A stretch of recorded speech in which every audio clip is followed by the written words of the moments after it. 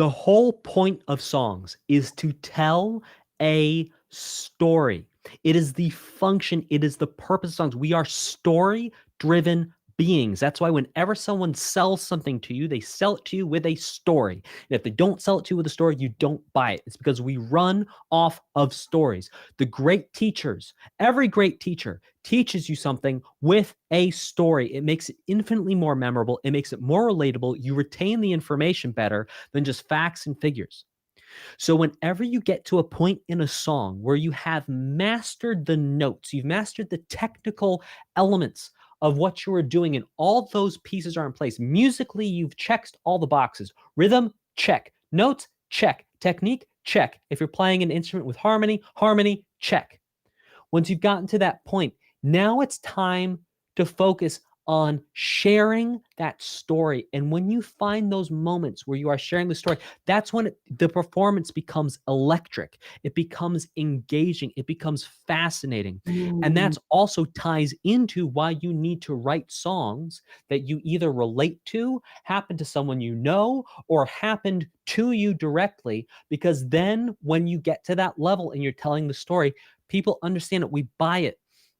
People see through things that are not true, and we see through fakers all the time. People see through liars, people see through things. And I'm not saying someone singing a song that's not something that's about something that didn't happen to them makes them a liar. What I'm saying is that you can tell that there's something that's not authentically true to that person in that moment.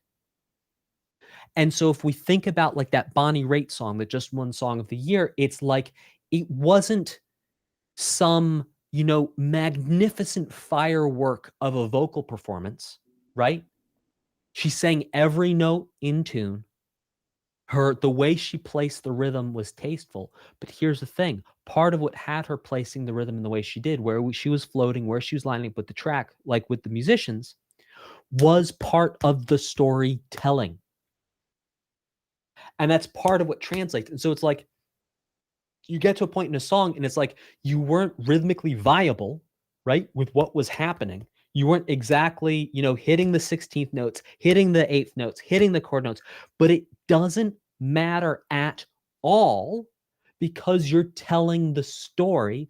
And there's other times where you were hitting it and it like creates so much more interest and so much more value in that performance. So in summary, after you've mastered the technical elements of what you're doing in music, it's time to tell your story.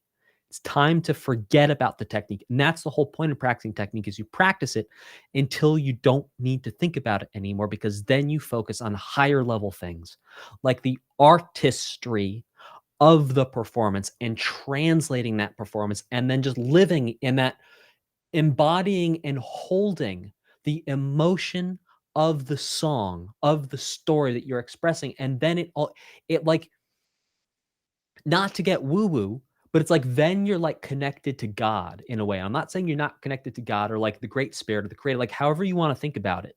Like in that moment, you're channeling this truth. You're channeling truth. Forget about spirituality. You're channeling truth in that moment. There's a trueness of it. And when you can focus just on the trueness, that's where a magical performance happens on any instrument, in any genre, including voice and singing.